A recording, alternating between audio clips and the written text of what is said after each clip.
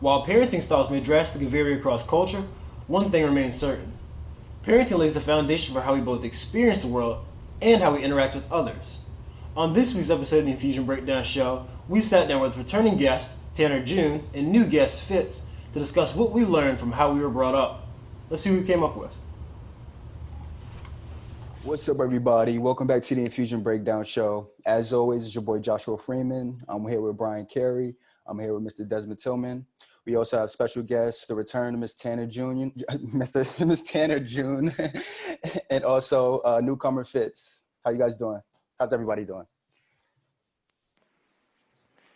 As good as I can be. Not saying much.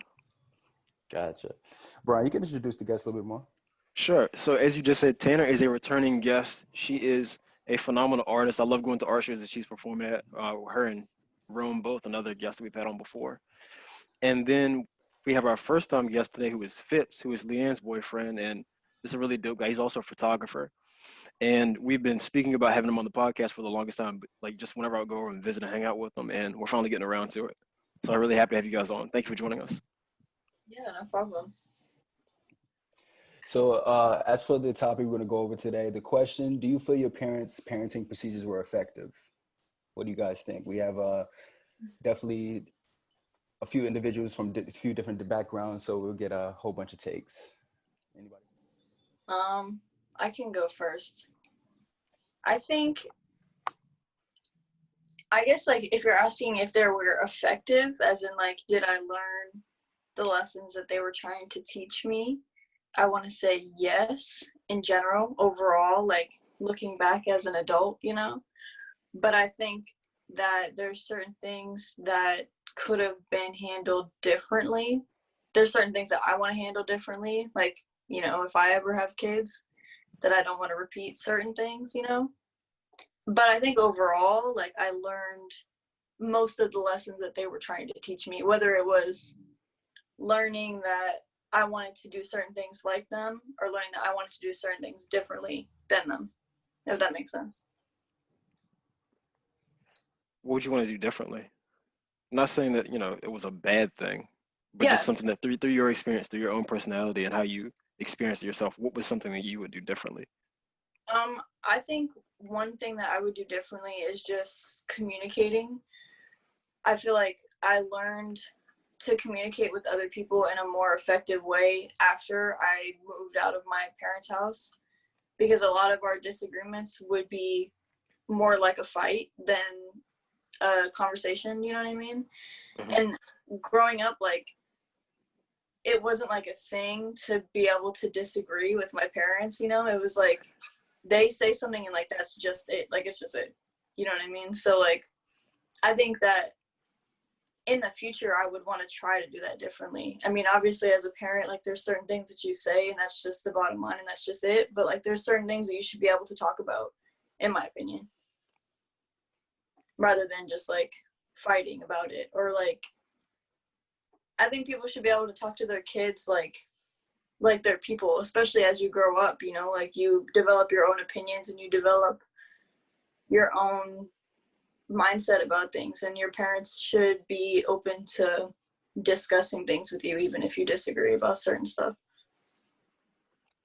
Yeah, for sure. Like the nature of the relationship definitely changes as you get older, or ideally it should. I know that's what I experienced. What about you, Fitz?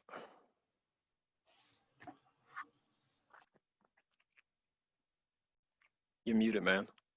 I got you. Or I can't unmute you. Can y'all hear me? I'm Yeah. sorry. I agree on top of what Tanner said. I think communication is key with your children. My parents, growing up, we didn't really have too much communication.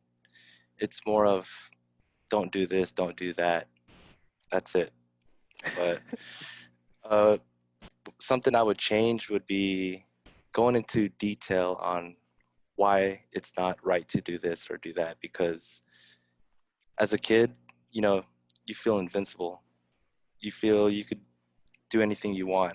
So I guess it's more of sitting down in a mature way sitting down with your children and actually talk to them, because too much of the yelling, and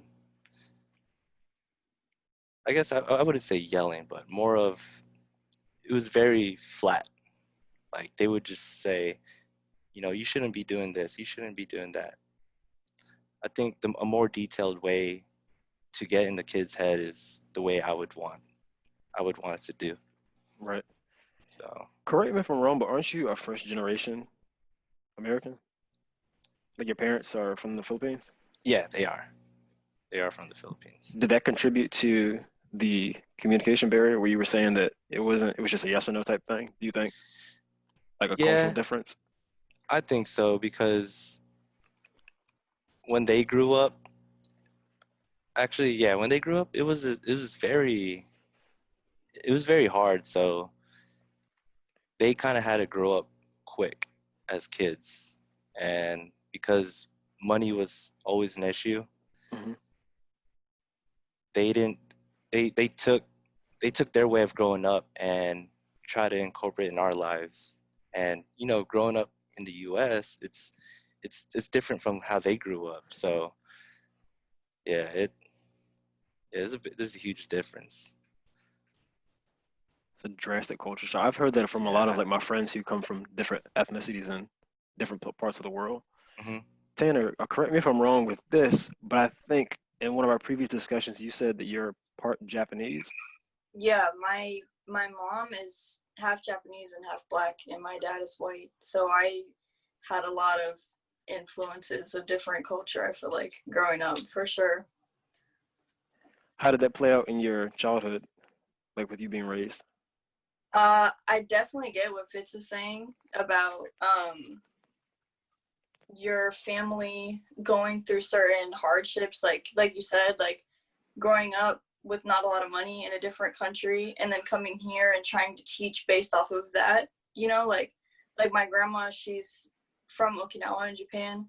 So like when she was growing up as a kid, like it was during the war, they didn't have anything like at all. Like they didn't have a house, she didn't have either one of her parents. It was just her and her siblings, so like her growing up that way. And then my grandpa grew up in Southern Virginia, through the civil rights movement, things like that. Like, so he dealt with a lot of hardships too growing up, and they didn't have money like to go to school. They didn't have money to go to college or anything like that. Obviously, like he put himself through college in his 40s. So it's like they passed on to my mom, like being very hardworking, but at the same time, like they passed on kind of a sense of like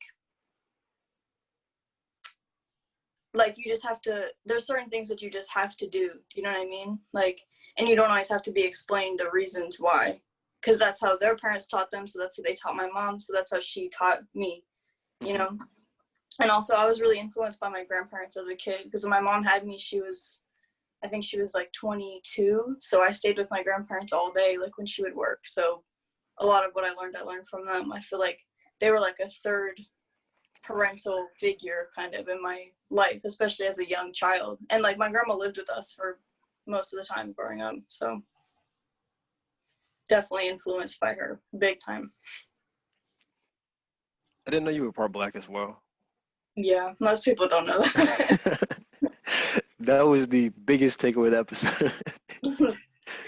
Yeah, it's funny, like I was talking to my roommate about this yesterday, because we were hanging out and just talking about everything that's going on right now and stuff, and she's Dominican.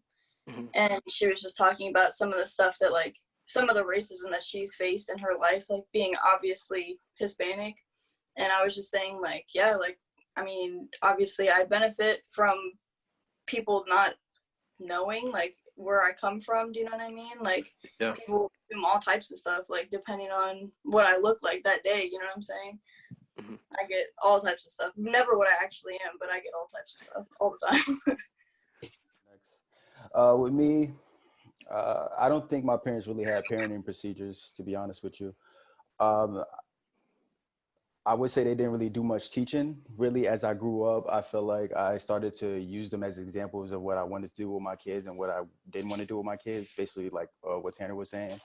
And I feel that a lot of people expect their kids to just learn things without actually being taught. Because I remember it wasn't even about me or my credit card, but my mom, she likes to gossip, and she comes to me and she talks about people. She's like, did you know that if you spend a certain amount of money on your credit card, they'll lower your credit because I forgot what she called it, but if you do that, they'll lower your credit because they feel like you don't have enough money in your stable life. You just need to use your credit card. And I was like, no, I didn't know that. I didn't know that. She's like, what? You didn't know that? I was like, no, how was I supposed to know that? You didn't teach me this. I had no reason to know this at all. I'm supposed to just learn this on the street from some homeless person. Like, I don't know this. So, but even though it does come at a cost for most families, I understand why. But even though it does come at a cost for most families, I do understand why Black families have that, like, you'll learn on your own mindset. Because like Tanner said, I mean, she had someone that was growing up in the civil rights movement. Like, being a Black parent is hard. Like, they have to deal with all these hardships in society, whether it's in their job or with social life or anything, and then come home and then deal with their kids being non-compliant or something like that. Like, I understand. Like, I would be upset too if I had to work all day and I came home and my kid didn't have the chicken out from the freezer like I asked him to. Like, I would be pissed off too. You know what I mean? So it's hard for Black families, you know. Yeah. But I understand why it happens. But would you say that that method was effective for you? If like Tanner said, effective in a way to which I knew what I wanted to do with my kids and what I didn't want to do with my kids. Effective in that way, and I did learn something. They didn't teach me, but I did learn. You know what I mean? So, yeah. I would say that my parents, they did a great job raising myself and my sister. They were successful in achieving that. And so I was raised by both of my parents. They just divorced like a few years ago recently when I was in college. But I was raised in a traditional Black household. And the reason I say like traditional Black household with quotations is because that there's no such thing as a singular Black household, which is stuff that falls under the umbrella of that. Like, I don't have a white parent contrary to popular belief. But I was pretty sheltered when I grew up. So up until about 8th grade when I started playing sports, I was straight home and school or home, and that was it. And then once I started to play sports and then eventually started working and doing more there, I became more involved and just got more freedom. And so as I matured, my relationship with my parents matured as well. And that's something that, like I alluded to earlier, and I really appreciate that. Like, I was raised in a loving environment. There was a lot, they were really receptive to like my needs. I recall one specific incident to where I may have been like 12 or 13 and I had typed up a letter. That was my thing. I typed up a letter to my parents, and it was about some concerns that I had. So primarily, I was insecure at the time about my size, like my weight, because up until fairly recently, I think when I graduated high school, I was like 145. So in freshman year of high school, I was like 100 pounds, but I was like, it was really like thin. And so I didn't like that. I wanted to be bigger. And so I written a letter about that. And then also, like, I saw other kids going out and doing whatever the hell they wanted to do, going to parties and stuff like that at really young ages. And so I had typed that letter up and I left it, and I told my dad or whoever found it, I said, when you find this, wake me up at night and we'll talk about it. And we woke up that night and we had a conversation about it. And there's just tons of instances like that to where I feel like my needs were properly addressed when I was growing up. And as a consequence, that made it difficult for me interacting with people that weren't brought up in households with love, because I'm used to being able to sit down and have conversations and explain things, to whereas some other people may not have had that luxury growing up. But I would say, like I was saying, that my parents, that strategy was effective, but as with all things, you do see things that you would do differently, or uh, things that you don't want to repeat in the future. Here's the thing, though. I believe you should get your kid used to working towards a reward. Not just for the reward, though, just to get them in that routine of feeling like they can achieve something if they work towards it. You know what I mean? And I feel like, I know Des is probably going to touch on this a little bit too, but I believe that there's a lot of Black families that have that, but they lack the attention and reinforcement aspect. Like, people who's like, if you get a good grade in school, you probably heard this before, like, oh, can I get something? Like, no, you're supposed to do that. Like, no, Oh, yeah. technically I'm not supposed to get a good grade. You put the expectation on me and I fulfilled the expectation, and now you're not rewarding me for that. I'm not supposed to do anything. You really think about it, you know what I mean? So people, you got to just like adults, people have to understand, like, kids are people too, and they need their own reinforcement, they need their own rewards, just like adults. So, but kids might need it a little bit more though. I'll say that. But just like adults, they definitely need that though. Yeah. I remember when I found out that people got money for getting good grades, bro. I was like, what the heck is going on? I was like, my parents ever paid me for getting good grades? I just got grounded if I got bad grades. That's the only thing. Yeah, money, that might be too much, but I don't know about cash money, but yeah, we'll definitely reward them, yeah. Have you guys heard about that? Parents being like, oh, I'll give you, I don't know, $20 for every A you get or something like that. I was like, what the heck? Yeah, I'm familiar with that. Like I didn't get paid for grades or anything like that, but every time I got A's, my granddad would take me to Walmart where we buy new toys and stuff. Oh. So I mean that was a form of great reward, but yeah, like money, nah. But to the question, whether our households with parents that don't pay attention just as bad as households without a parent, I think that's I think that's true. Like, if you don't pay attention to your kid, then, well, the right kind of attention, because there's the flip side. I feel that some white people could, and I'm saying some white people because I've seen it before. I've seen it. They give too much of the praise and the reinforcement aspect without the actual work, and that negative attention that creates a spoiled kid, basically. That's basically what that does. So it's really about the right kind of attention. You don't want to give too much negative attention because that will create a spoiled kid. But without that sufficient attention, then they will grow up seeking that attention for somebody else. Like, say for instance, if I was a father, I had a daughter, and I never gave her the right amount of attention, she gonna seek that attention from some random nigga in the street. You know what I mean? Boom. Where did that bit of insight that you had about the children getting the positive reinforcement that they need? Like, where did that come from? Is that from your work experience? Yes, it's definitely from my work experience. I definitely picked it up. And I feel like as a kid too, you kind of want that too. You don't really realize until you get older. You kind of like, damn, I wish I had a little bit more of that social praise when I was dealing with my parents, dealing with homework. Because, you know, I'm just dealing from a Black perspective. You doing your homework and you don't know a problem. Like, what's 2 times 168? 48. What's 2 times 168? I don't know, Mom. I don't know. So yeah. Homework is the worst. And I've definitely seen it. So yeah. Got something to say, Des? Yeah, Des, what are your thoughts on that? Especially since Josh directly challenged your called you on that. Josh called me out on that because it's something that we both dealt with when I was an ABA therapist. Josh and I shared a lot of the same kids because we were, we were 2 of the only males at the facility at the time. So whenever he left, I took over his caseload as far as kids. So I saw the same stuff he saw. They were gender specific? No, like we always had smaller boys. Like it didn't matter if they were white or Black. We always had the boys. Because I was saying, you said when Josh would leave, you would take over. So yeah, when Josh went to his new are you saying why he would take over my cases? Are you saying that? Yeah, like did a guy have to manage the same cases? New job. No. Well, parents requested it. Okay. Yeah, parents requested it, and then on top of that, like, I mean, whether a kid has a mental disability or not, they're able to manipulate the same way everybody else is able to manipulate you. So a lot of what we would see, probably even better. Yeah, exactly. So a lot of what they would see is those kids, they would have, and not to be sexist of any sort, but they knew how to get more out of their women therapists than they did their male therapists.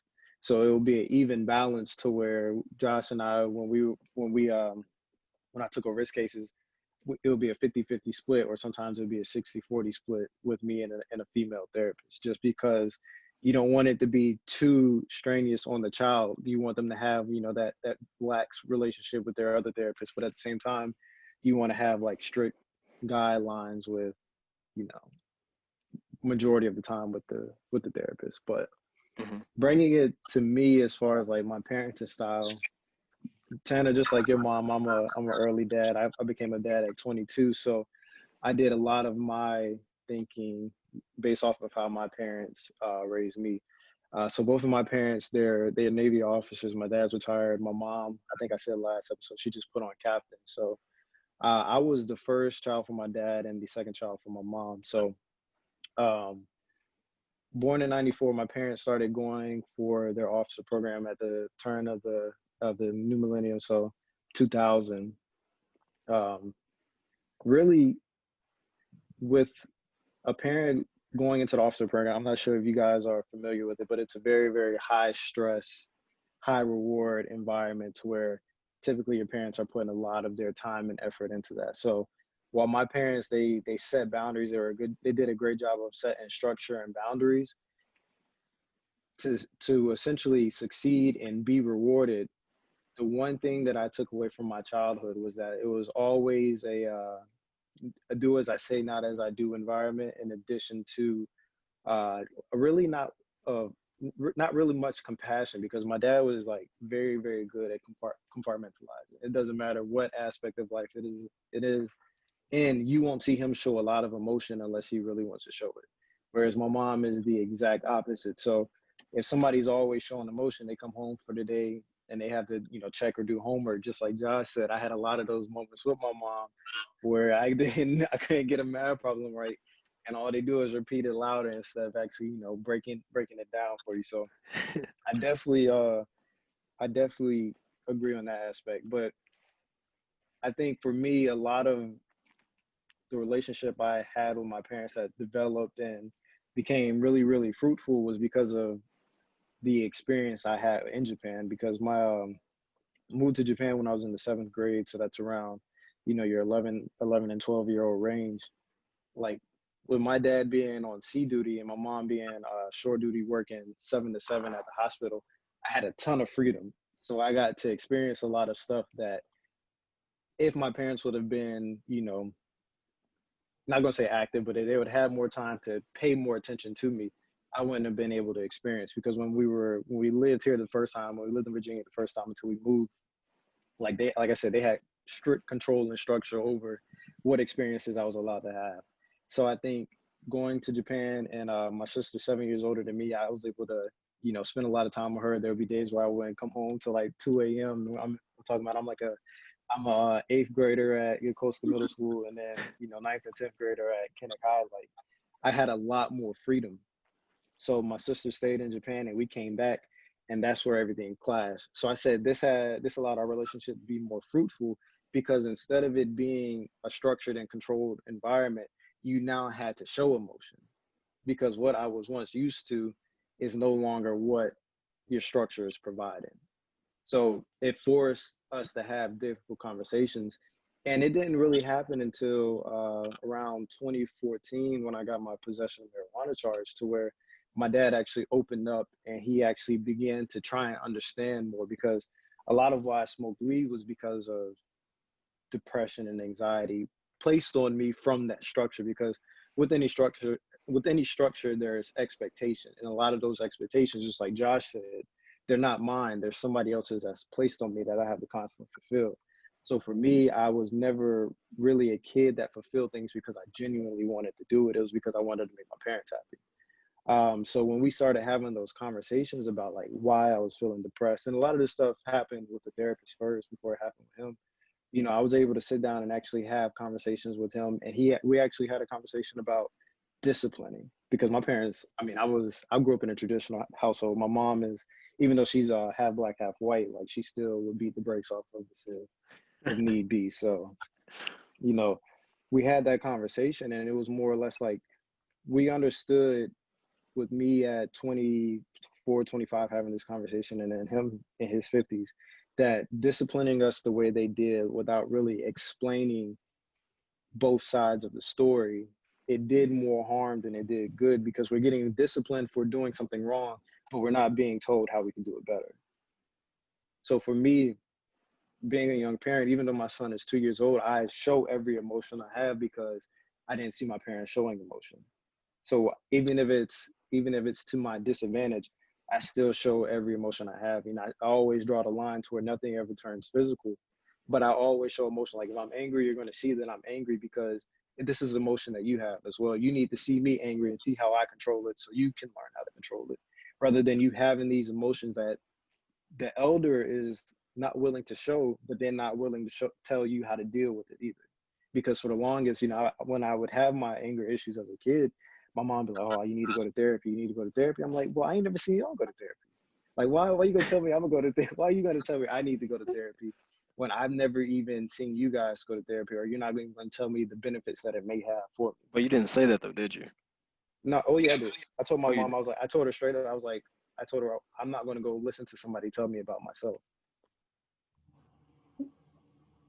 That was my mentality at the time. Like I was I developed a very, very narcissistic like persona, because it really wasn't who I was, but I developed the persona because a lot of what I like began to develop was stuff that I created for myself. It wasn't anything that was passed down, because a lot of what was passed down had broken me down really. So, you know, I think really to take away everything from my childhood, it wasn't a bad childhood at all, because you know, I was one of the kids. I did get money. I got $50 every month for my grades, either they were good or bad.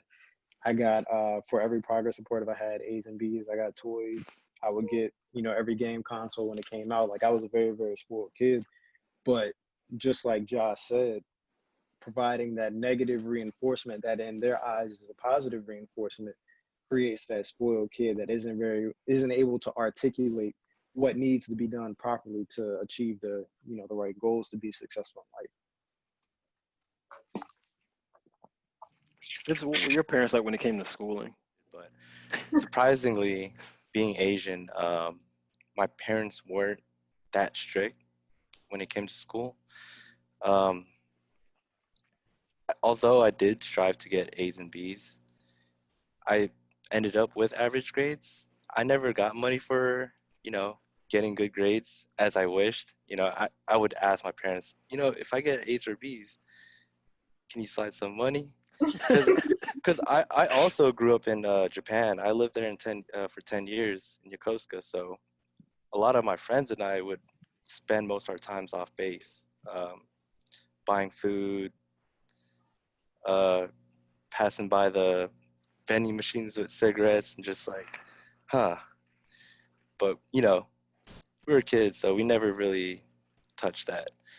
Um, but with school, honestly, they just wanted me to not fail, which I kind of slipped up in 6th grade because I knew I was moving, and I was moving here to Virginia. And in 6th grade, I kind of had the mentality that, okay, I don't care. You know, I don't care. I'm leaving. I want to spend more times with my friends. So sometimes me and my friends would kind of just skip school, stay in our friend's house, play guitar. And yeah, I mean, I guess that was my mentality back then. It's just I didn't really care because I'm moving, but it also affected me when I came here because I found out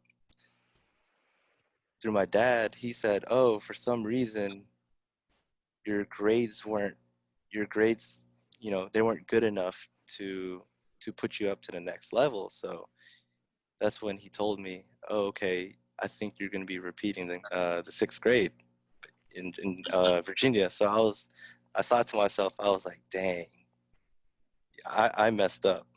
I messed up. But he, you know, he gave me a lecture.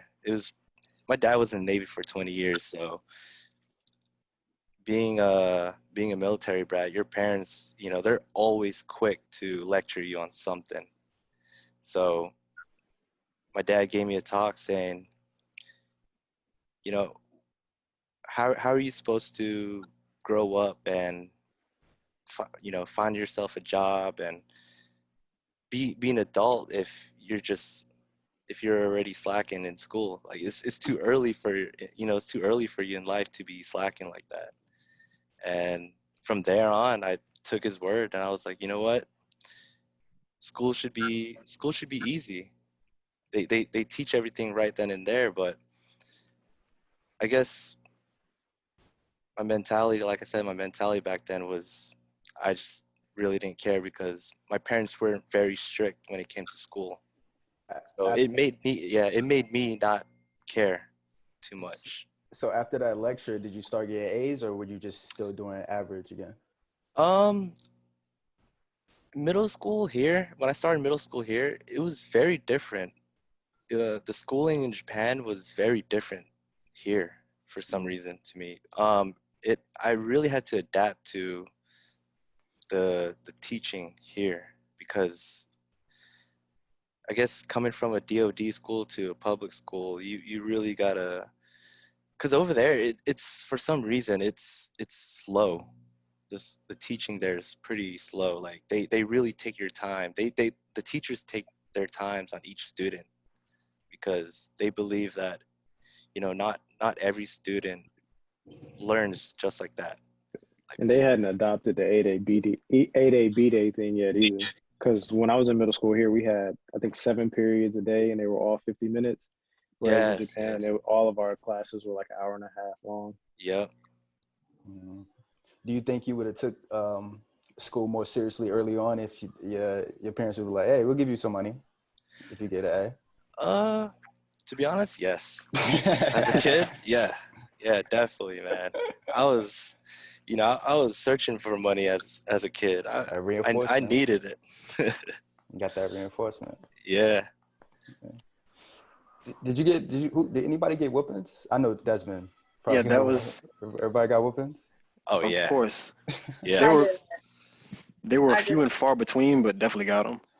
I didn't get them. I think it was because like I think a lot of the time like disciplining your kids that way, it's like something that your parents learn because that's how their parents discipline them, you know? But like I know for sure. Well, okay, I grew up with my mom, and my dad is technically my stepdad, but I call him my dad. He for sure did not get any type of discipline like that, but my mom did, like like to the extreme, you know what I mean? So I think like her takeaway from that was that she didn't want to pass that on in any way. I mean, when I was really little, we got like spankings and stuff, but not like past the age of like, I don't know, 5 or 6, you know? Hmm. So it wasn't like a usual thing. I got yelled at, I got cussed out plenty of times, but yeah, I think my mom tried her best to not pass on the same experience that she had, getting not just like a whooping, but like bad, you know? Mhm. Gotcha. What about, how do you guys feel about instituting uh, discipline when you're raising your own children? Desmond spoke about that a little bit. He said he doesn't do that with his son, but in the future, when you all become parents, do you think that you're going to continue to discipline your children physically? Never. I do pop him, but I don't Yeah. beat him. Like Yeah. he gets plucked. He Yeah. definitely gets plucked, but I don't have You any don't. intentions of You ever. you re- you really don't need to beat your kids. Yeah. For Yeah, being honest, you don't need to beat your kids. That's one thing because I don't want to do is take out a belt and beat my kids because I don't think any parent wants to do that. To yeah, be honest with you. They shouldn't shit, want to. yeah. I mean, I'm looking forward to shit. this. Well, maybe to get their aggression out, but maybe. Yeah, but That's I was like gonna a say whole that could nother be their way issue. of That's a whole decompressing, Yeah, bro. whole Like yeah, I they could guess. just be saying like, "Boy, I've been waiting for you to fuck up." Got the belt hanging. Right. Got a layer of dust on it. My Oh problem no.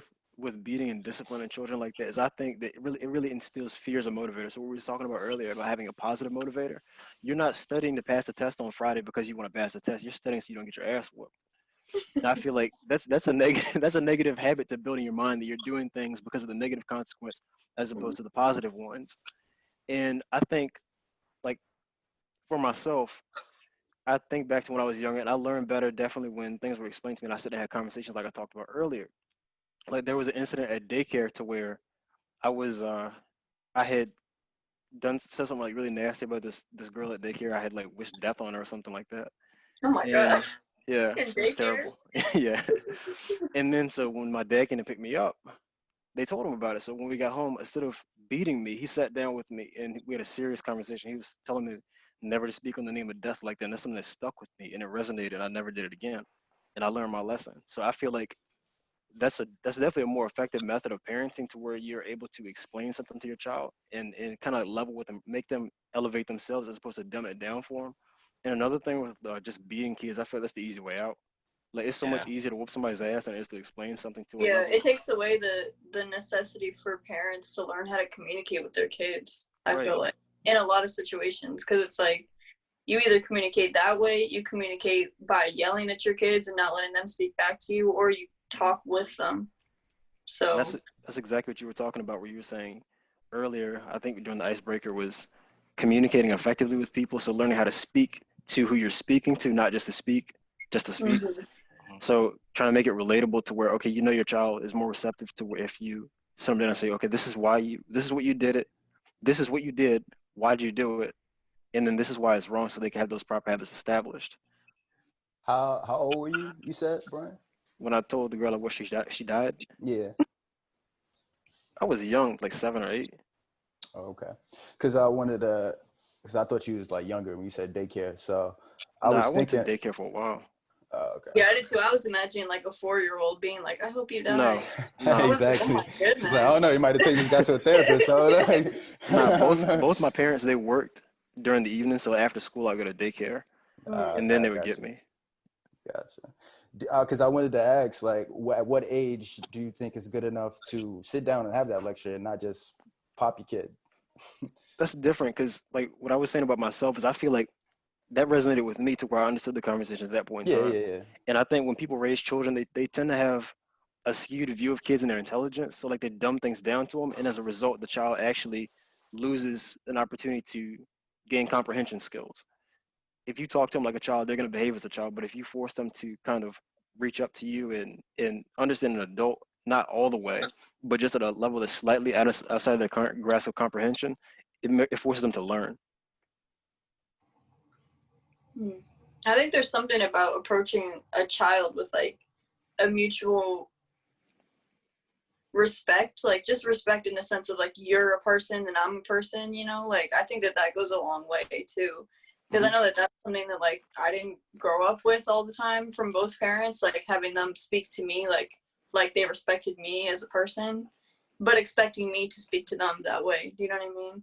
Mm-hmm. So like I think that that's something that goes like so far too, is like talking to a kid like they're a person, you know, and not talking to them like you were saying, Brian, like they're like something less, you know, than a person who can understand a conversation that you want to have with them. Mm-hmm. I think that's something a lot of people struggle with. Like a lot of my friends, when I talk to them about how they were brought up and raised, not braised, they're not a pork butt or anything like that. But yeah, that's something that their parents struggle with, was talking down to them and treating the parent-child relationship as more so like master and slave, to where you just do this, you're subordinate, you're gonna do this, and I said it because I'm your parent. That's the end of it. It's really prevalent. Yeah, but since we're on the topic of actually kids and everything, in light of what's happening in Minneapolis, how does that make you guys feel, and how would you go about raising a kid in a society like this right now? What do you guys think?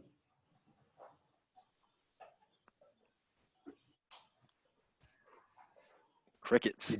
That's if you go first, if you want to, because I Yeah, I feel like want to know that's how it's affecting him currently, being that he's already in the situation. Yes. Right. This isn't really a current situation for me, because one way I look at it like this, because I was talking to my dad about this last night, actually. He was telling him, like, he was like, never in my lifetime did I imagine that this would happen. And I was like, for me, it doesn't really surprise me. Like, this isn't a surprise. I was like, he was like, well, why is that? And I was like, well, you got to think, like, I graduated high school around the time, or I was started college around the time Trayvon Martin got killed. And I vividly remember being in the car with one of my best friends when, you know, the verdict was rendered and he was not guilty. And Me I was too. pissed. Like I was genuinely pissed about it. So just when things become systematic, not in the sense, I mean, it could potentially be systematic in the sense to where it's coming from the top down to the bottom, but systematic in the sense to where things just become the new norm. Like, I'll always be the Malcolm X over the Martin Luther King. Like, I don't have no issue with the riot, not in the sense to where like I'm validating it, but I also don't necessarily have an argument against it at the same time.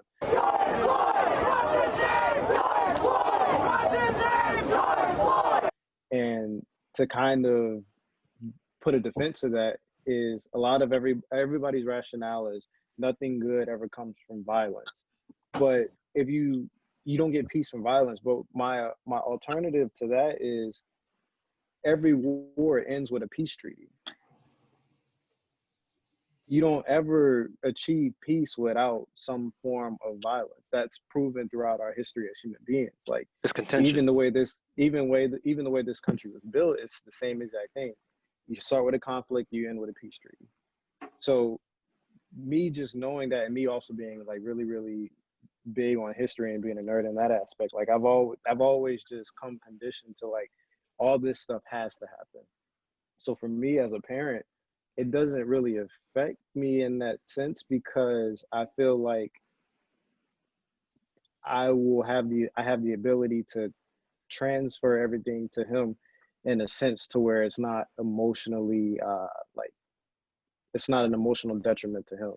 Like I have the ability to lay down, this is why everything is happening.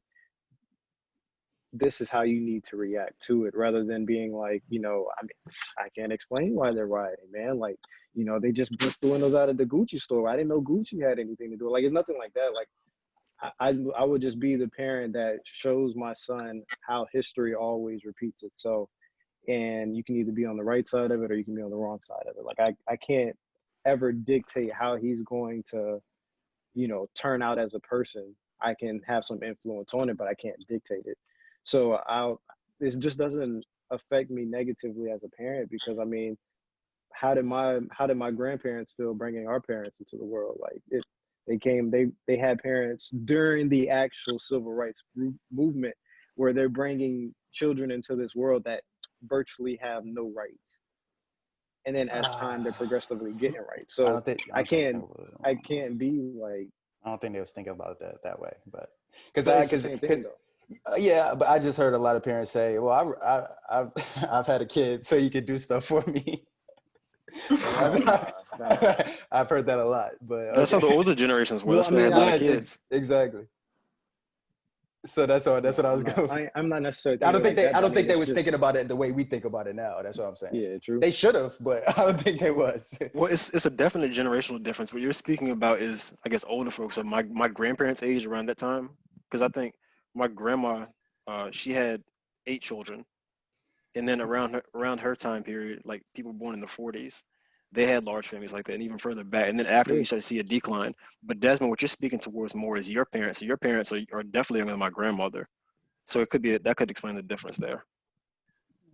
Like my grandma had my dad. Both my parents are a year apart. So my mom was born in '67. My dad was born in '68.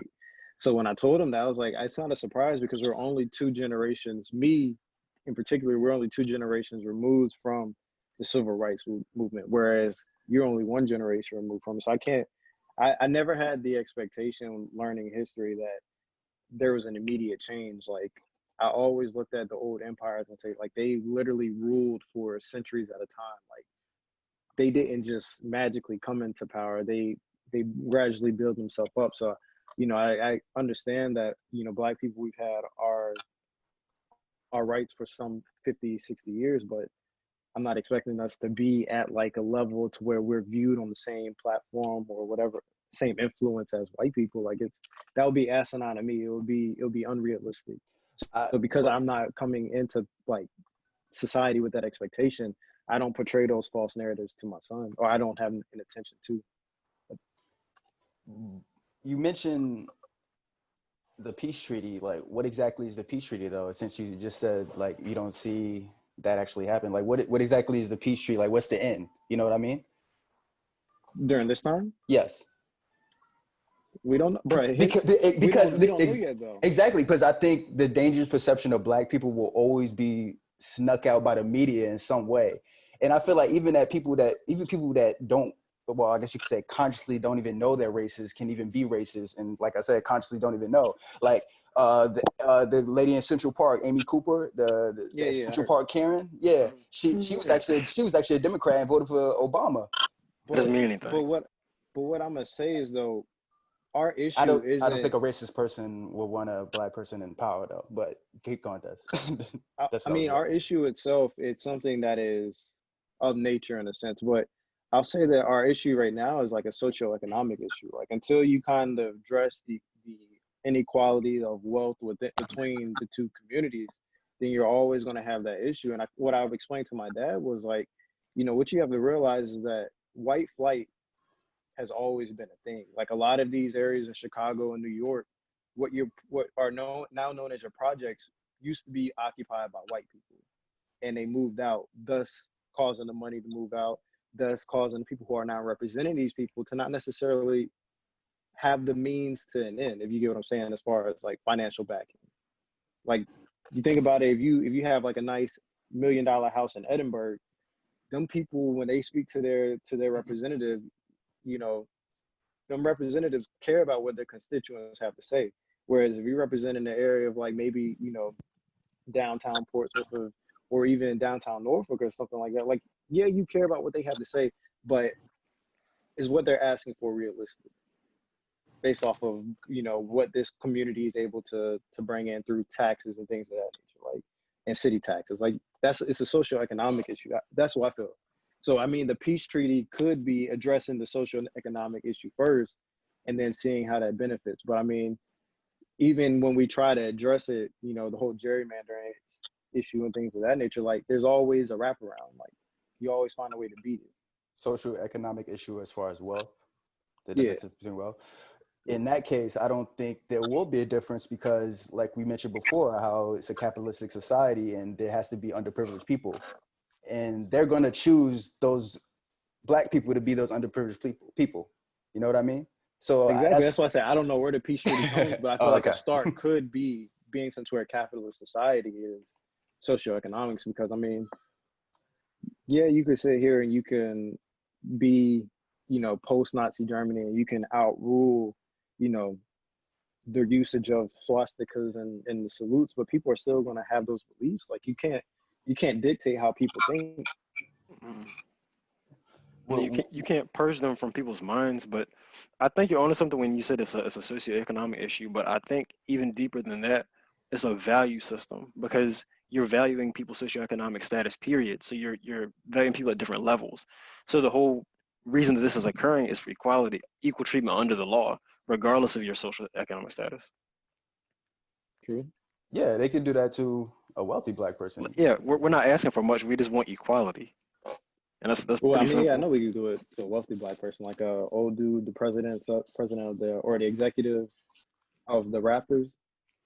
He came out and said something today. He was like, the difference between him and George Floyd is that he's still here today and George Floyd isn't. Like, he was in a similar issue last year during the finals to where he was pressed by the police, and they didn't have no idea who he was, so they was willing to treat him any type of way. So, you know, I mean, I get it. I just try. I do my best not to overthink about it. Bryan, why did you say the lady being a Democrat didn't matter, or voting for Obama didn't matter? The lady, the Central Park Karen that you were just talking about? Yeah. That's so hilarious. That's so hilarious. Whether she's a Democrat or not, it doesn't matter. I mean, just because, so my problem is people think that just because someone's a Democrat, that their ideas and beliefs are automatically on the right side of things or the more progressive thing. And clearly that was a demonstration that's not the case. If ever there is one, like you could have voted for Obama, doesn't mean a damn thing. If you're going out there and specifically when you called the cops, she said that she was going to tell them that an African American man was assaulting her, so she knew the current exactly context of things what she was doing. Yeah, and still chose to do that. So, I mean, it's not, you can't attribute a morality to a political party. You just can't do that. That's why I said it didn't matter. Yeah, and that's why there's like Black Democrats that won't even vote for Biden, to be honest with you, because Black people already came in contact with the standard that is Obama. And I feel like they won't vote for anyone that won't live up to that standard now. You know what I mean? So with Hillary, they got upset with they didn't trust her because of the super predator thing. Biden, I think it's really because of his age. And I really feel he's trying too hard to appeal to Black voters for some reason. Like yeah, the Breakfast Club interview. Weird about it. Yeah, you don't need to be on Breakfast Club, son. but with that, skip breakfast. Yeah, like, what are you doing? Like, and really unfortunate because of that, because Democrats really don't trust each other. That's why Trump will win again. So, yeah. Fitz, what are your thoughts in raising children in the future with current things? Because I know right now the priority is, I mean, it's disproportionately affecting Black people, but it also affects other minorities. You said raising kids in the future. Yes. When it comes to, How does this current ongoing, well, it's been going on forever now, but yeah, how does specific current events, how does that affect your outlook on doing that in the future? I mean, when it comes to my future kids, I mean, one thing I would tell them is, I mean, as long as you're doing what's right, you know, you shouldn't have to worry. But I don't know. I feel like no one should be worried about walking any streets. Like, no No. one should be scared to walk where they're from. Hands up, And don't shoot! I think it's Hands wrong. up! I just feel that as a kid, if as long as you're doing what's right and you're not messing with anybody or breaking any laws, I think you should be all right. But it's still messed up that, you know, you don't even have to be doing anything and you get the cops called on you and stuff happens. So Yes, it is a difficult challenge, being that. it is. But one thing, like what we were alluding to earlier, is the fact that we've always had issues like this. Our parents were brought up on the ass end of the civil rights movement. Like my parents were born in the 70s, 71 and 72. So they had gotten that out of the way, quote unquote. Like this is right after. I think my dad, he had his first, I think he was around the generation of kids when they first started integrating the schools, really. Like even then in the country it was like a little bit slower, but like we're not that far removed away from it. I think one of the biggest things is like awareness, you know, like whether you're raising Black kids or white kids or mixed kids or whatever, like explaining to them like the state of the world, you know, and the state of current events. Like obviously things like these happen every day, but especially when they're getting so much attention and things like that, like I think, I mean, obviously depending on their age, you're gonna have to like explain it in different ways so they'll be able to receive it.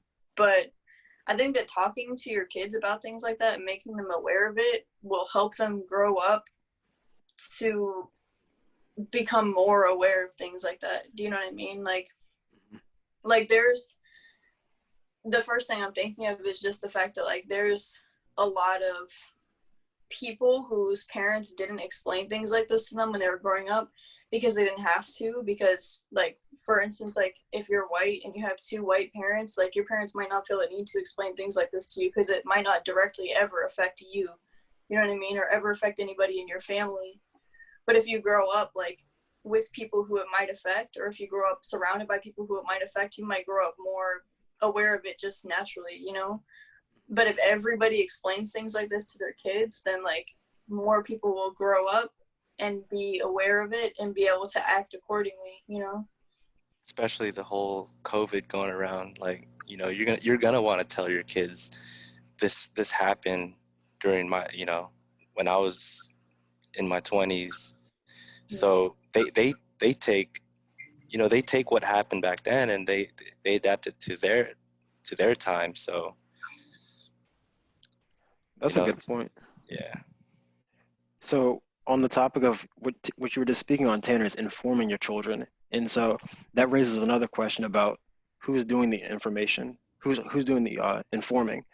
So would you say, or how would you compare the influence that the parent has as opposed to society?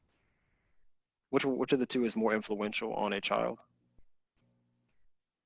I think that depends a lot on, at least right now, it depends a lot on how much access your kids have to the internet and to other people outside of the household.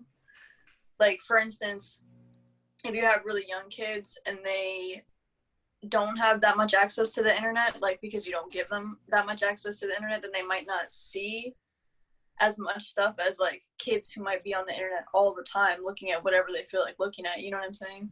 Yeah, But I think that we gotta cut them off for the internet. I don't, man, that stuff is crazy. Did you guys hear Trump talking about shut the internet down or whatever he was saying? Shut Twitter down or something? Yeah, he was trying to. They started fact checking his tweets. He was like, "Whoa, wait a minute, I'm gonna He's pass mad on." he can't get up there and lie all day anymore. That stuff is crazy. But yeah, you go. But yeah, I don't know. I think that like now there's way more of a chance of society to have a bigger impact on kids than there was before the internet and before you were connected to like people all around the world, you know?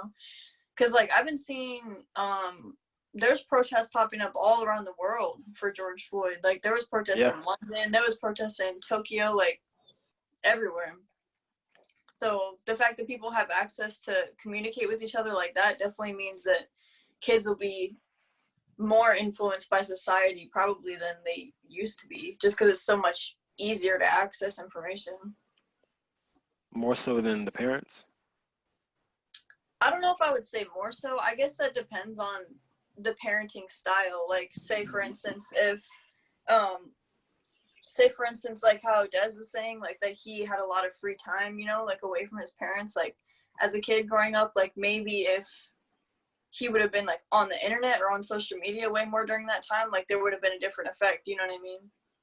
Rather than like, if you're not spending a lot of time around your parents or around your family, then maybe society will influence you more than your family. Like for instance, I know plenty of people who their parents think one way and they think completely a different way, but that's because they are in contact with the outside world, you know, through the internet, through who they see at school and everything like that.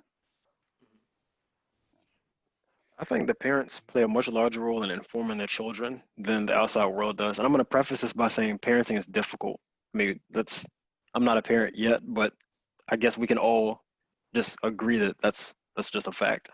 And I think it's for two main reasons. Is the fact that most people, or a lot of people, I don't have exact statistics on, and I can't read people's minds, but they aren't prepared when they're put in a position to be a parent. And then also the people don't like criticism. Like parenting is a really touchy subject when it comes to being informed. So a lot of what we teach our children is passed down to us, but we don't actually ask people, hey, this is something I need help with my child or anything like that. And then also people have trouble respecting the boundaries. Like you have grandparents who want to parent a certain style, and then it interferes and clashes with the actual parents. And I've seen that. But I do think that parents exercise a larger degree of control over the child as if you were to weigh that against society and say which one has the potential, like can society create bad children? Of course it can, but I think it all starts at home because like there's a phrase in Latin called tabula rasa, which means blank slate. And essentially, when a child is born, they are a blank slate. They have nothing. They might have or to use a computer science analogy, you have a computer with just an operating system on it, but it has no apps or anything on it. And so as a parent, you get to program the computer and give it the capabilities. So you're giving it the precursors for the skill that it's going to need for the rest of its life. And it's like an optimum window between 0 and 5 where the parents have total control over who has access to their child. The child isn't in school. The child is just at home, like, and they're with the parent for the most part, unless they're with other caregivers. But the parent, they have total control over who has access to the child in that point in time. So those few years in the initial stages of a child's life, I feel like that's what shapes a child for the rest of their life. That's why I say that the parents have more control over the outcome of a child than society does. Yeah, I was literally just gonna say to the question, no, because the kid's behavior is molded by the parent in some way before they even come in contact with society. Exactly. That's true. I didn't even think about it like that. Yeah, they even as a baby, like they learn behaviors. Like we talked about this as far as like the selfish is human nature selfish. We talked about it there, but yeah, just they learn behaviors from the parent, just small things before they even come in contact with society and talk to like their friends in elementary school or daycare or wherever it is. So yeah. And then, like if you actually instill values in them, because like you say that you don't ever know what somebody's going to do. Of course, there's always an element of randomness. But if you actually instill values and principles that they can actually make decisions based off of, as opposed to say, don't do this, do that. But if you instill honesty and the actual virtues like that, then you typically have better chances of having a success. Yeah, society can probably can influence a person to become worse, but they can't create a bad kid per se. Yeah, they can't create a bad kid. No. Yeah, I would definitely agree with that. Now that you phrased it that way. And kids probably learn a lot too, like, depending on, I feel like they can learn from negative and positive actions of the parents. Do you know what I mean? Sure. Like, whether the parents, like, actively involved or whether the parents kind of, like, removed or absent, like, you still learn from both of those situations, which is something that I wasn't thinking about before. Yeah. As far Fitz, I wanted to ask, as far as like, what is your view, being an Asian American, on actual like race and the race issues we have in America? Because like, is it still new to you? Do you still look at it and you're just like, I truly understand what's going on? Like, what is your view on that, being an Asian American? Because I know, Asian Americans, they're definitely are discriminated, not on the same view as Black people, of course, but they're definitely discriminated. Like, Trump had a press conference and he was talking about the flu. I wanted to call it the swine flu so bad, but he was talking about the flu. He was like, and the Asian reporter asked her a question. He was like, ask China. He was like, Yeah. because you guys get the discrimination, of course, not on the same level. But how do you react to that? Like, is it To be honest, it's still confusing? No, to be honest, it's hilarious because it just shows that people they're not very educated when it comes down to knowing the difference. I mean, it could be confusing because there's many Asians, different types of Asians, and it's just funny that just because someone sees an Asian in the street, they have the I almost said swine flu. They have COVID, but I don't know. Like, the way I took it, it just made me laugh, and I just feel like people should really educate themselves before they should open their mouths, because to be honest, it kind of just makes them look stupid. So That's Americans just talking yeah, before actually knowing anything. but I mean, other than that, Gotcha. I've never got put in a situation where I had explained, like, hey, I'm not from there. I'm not that Asian. So yeah, Sure. yeah. Okay, I was curious. Anything else you want to add, Des, Brian? Yeah, I want to go back to a point that Tanner just made before you just asked that last question about the absence of parenting. I believe that was another point that we wanted to talk about. Of, is a parent that is there and inattentive, is that as bad as a parent who's absent? No, the way I read the question, it says, are households with parents that don't pay attention just as bad as a household absent of a mother or father? I was going to say no. They're actually worse than one absent of a mother or father, because I think to just say that statement in itself is to already downplay the strength of that person who has to be that single parent. So I would say, if you have both parents active or you have both parents present, but they're not really present, and they're just allowing the kid to be whoever with whatever, then that's more damaging to the kid in itself than a kid growing up absent with the mother or father, because there's actually, like, solid human beings who come from single parent households. And it might be a little bit more defensive on my end because I am a single parent. Like, I split 50-50 of the time with my son's mother. So I know that these situations are what you make them.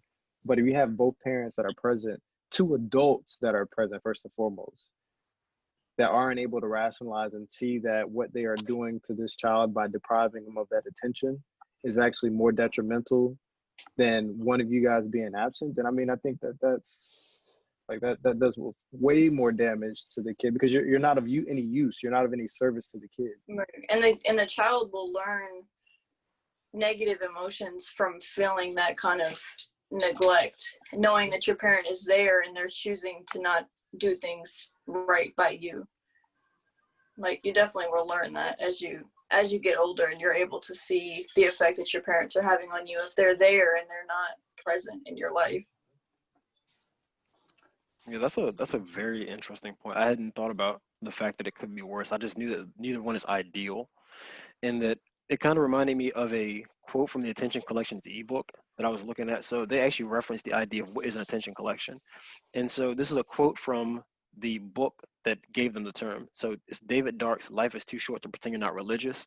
So we are never not formed or being informed by our environment or by the things we take in, knowingly or unknowingly.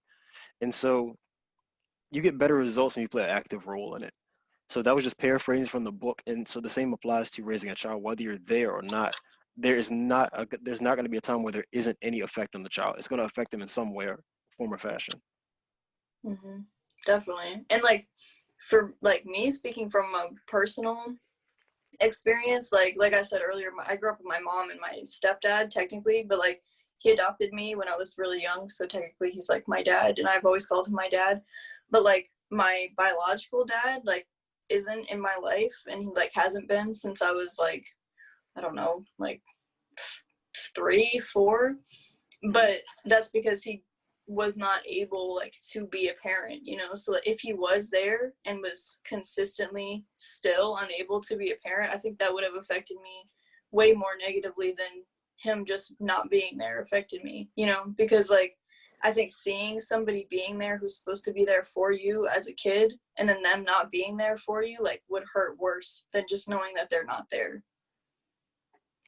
At what point does one make that decision, though? Who makes the decision? You like, mean from a parent standpoint, like like to not let somebody be in your kid's life anymore? No, as a parent, if you were to say, at what point would you decide that you or any other person would be more of a detriment than they are to the well-being of the child, so they shouldn't be there? I don't know. I mean, if there's 2 parents in the situation and one is doing all the caretaking of the child and one is basically like keeping the child alive, you know, and like doing all of the parenting, doing all of the everything, like, and the other parent is only there to just be there and just to be there in a selfish kind of sense, to be there to be like, oh, like I want to see my kid, like just, you know, like for fun, but like I don't want to be a parent, I don't want to contribute anything, then like at that point I feel like they're not having too much of a positive impact on the kid's life. At least like that's how my experience was. Like, and my mom made that decision in my best interest to not have him be in my life anymore. And then I mean, I was lucky enough to have a stepdad who wanted to like bring me up like as his kid, you know. But not everybody gets that lucky. But if my mom happened to just continue to be like a single parent, I still think it would have been better than having my biological dad be there and be just like causing problems, you know. Because it's like you can be there, but like if you're there and all you're doing is like negative, then you might as well just not be there. Agreed. I was just curious, like, where would you draw the line at? He said from the beginning. Yeah, and well, I well, don't not, say that. I don't say that to be like brass, but you know, because the woman carries the child for 9 months. You are able to articulate your emotions to figure out what you are capable of and what you're not capable of. Right. Yeah, and so for me, I always knew I was capable. I just did not know how to show it. So for me, my biggest challenge was like figuring out how to get in where I fit in instead of just sitting on the sideline watching. Right. And that's being an active parent, you know, is at least even trying to like you said, get in where you fit in, like trying to find your place in your kid's life, especially when you're co-parenting, you know, that's like a whole different challenge. Yeah. And I'll say, like, it's not ever easy to walk away from a relationship because I think everybody has this picturesque image in their mind of raising their kid with who they had the kid with. But I will say, like, 2 to 3 years is very, very short in terms of parenting. And, you know, not to say that that's how it happened with your on your end, but that's how it happened on my end. Like, we spent 2 years of my son's life trying to figure out how we were going to work it out. And we just figured that it didn't work out. And that wasn't like done because I wasn't a great dad it didn't have anything to do with how we interacted around our son. It had everything to do with our particular relationship. So I think it really is something that brews from the beginning. You just figure out when is it actually going to work or when is it not going to work, and you just cut your ties in.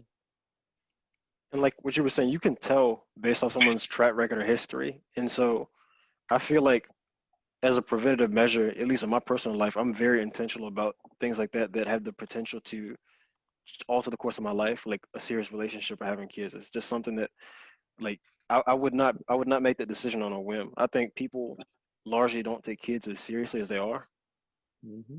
and I that tell like everybody that, bro. yeah, and then as a consequence, you're not as prepared, and you're kind of you're thrust into a situation to where now you have to adapt as opposed to where you had actually planned it out. And so the idea behind married couples having kids and it being stable, I mean, that's something that has been researched. But it's deeper than that. It's the fact that not only are they just married and it's two people present, but to me it indicates that there's some level of intention. Like it was somebody, there were two people who came together and they were committed for a while, and then they had the it took a certain level of effort to reach that point, and then afterwards they decide once they were stable to have a child. That's indicative of somebody who has a future in mind and they're able to handle that, in my mind.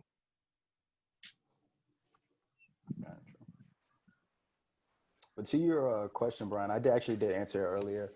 As far as I know, Desmond said it would be worse, but I said yeah, it would be just as bad. And I'm just going off that aspect that both not having having a parent there and they're not paying attention is bad, and not having a parent at all is bad too. So I'm just going off the aspect that they're just both bad, basically. Yeah. Is anything else you want to add, you or Brian? Oh yeah, I'm good. Fitz, Tanner. Okay. Oh, I'm good. Okay. Sorry. So we're gonna wrap up the discussion. Des, you got an album of the week? Do I got an album of the week? Let me think. It's been another slow week, so I haven't really been listening to music. So I was gonna see if our guests had an album this week. Tanner, Fitz, album of the week. Doesn't have to be necessarily current. It can just something you've been listening to for the. I've been listening to Kalani's new album a lot, but that's brand new, so. No, that's fine. That's cool. Yeah, I'm still trying to get all the way through it because I'm definitely a song repeater. Like once I find one that I like, I'm gonna listen to it like, over and over and over. So I still haven't even gotten all the way through it, but I do like it so far. Gotcha. For me, can y'all hear me? Yeah. Yes, sir. Okay. For me, I've been listening to Midnight Marauder, and that's my music. So I really like old school hip hop, man. I think a Tribe Called Quest has got me this whole month, actually. Well, the month of May. I've been listening to them, all their albums lately. I think Des said that as album of the week, like what, 2 weeks ago? Yeah, actually, I don't know where it's at because Lucas has been like taking my CDs and taking everything out of it. I don't know where it's at. I thought it wasn't here. I actually have the hard copy of it. Oh, dang. Yeah. But thank you guys for being on the show. Thank you, Tanner, for coming back. Thank you, Fitz, for joining us for the first time. It was really a pleasure. Thank you. Please come back, okay? We're going to have another discussion. Definitely. But if Thank you guys, yeah, absolutely. Like I said before, if you guys like the discussion, don't forget to leave a like, and we will see you guys next week. Peace. Hey guys, thank you for tuning into the discussion. If you guys want to see more content, we also had the Feel the Love series with Bryan Carey as he breaks down the methods of plant growth. Joshua versus the movies, where I go against all your favorite movies, and Joshua versus the music, where I go against all your favorite music videos. So don't forget to check out the content, and I'm going to see you guys in the next discussion.